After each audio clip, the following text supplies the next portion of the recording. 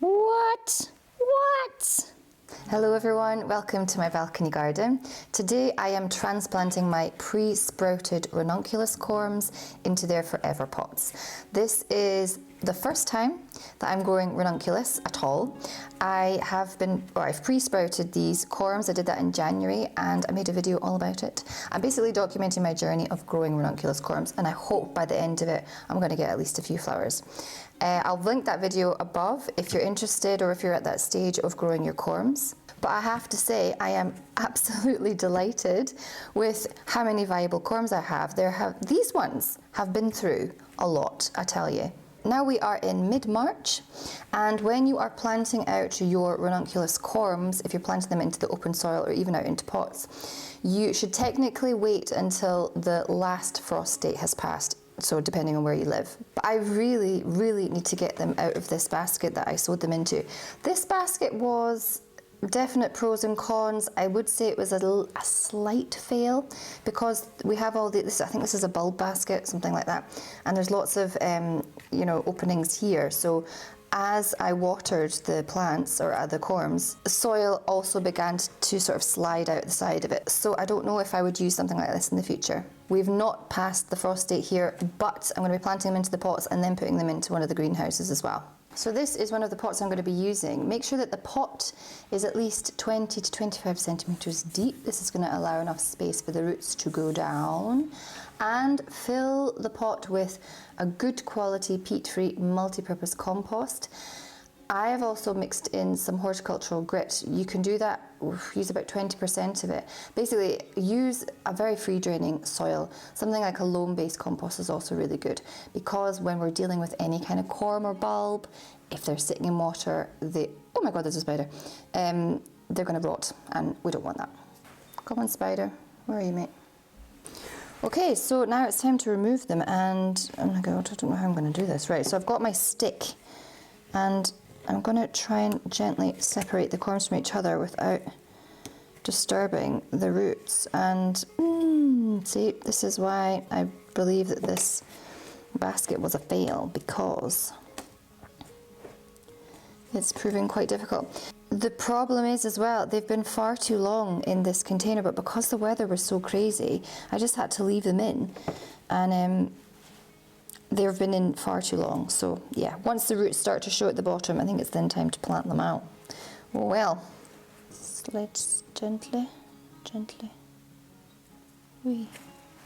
Oh, the leaves are tangled. So I've got you out. And after all that, they've got a nice set of roots. Oh, there's a worm. And I've just found a little worm. Hello, babes. Hiding under the corm. So anyway, we've got a nice set of roots there. So I'm going to put that to the side. I'm going to release them all first and then plant them. So this one has growth, and the tuberous legs, or whatever you want to call them, look good. So I'm going to plant this. I'm going for it. So this one is by far the best, and I would say this is a great example of what you want your ranunculus seedlings to look like. So we've got fabulous, look at this, root system. And we've got here lots of foliage, new foliage coming. Lovely green colour, happy about that.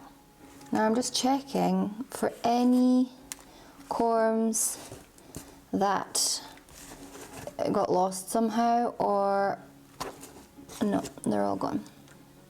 Oh, there's one, hang on. This one's still viable. You're going in, babes. Right, time to plant. I'm going to plant around 4 ranunculus corms into here. You want about 10 centimeters space between each one. And when we're planting into pots, we want to always make sure that the plant is not touching, or the roots are not touching the side of the pot when we plant them. So we're just going to scoop it in the hole, pop the baby in, and then backfill. Et voila.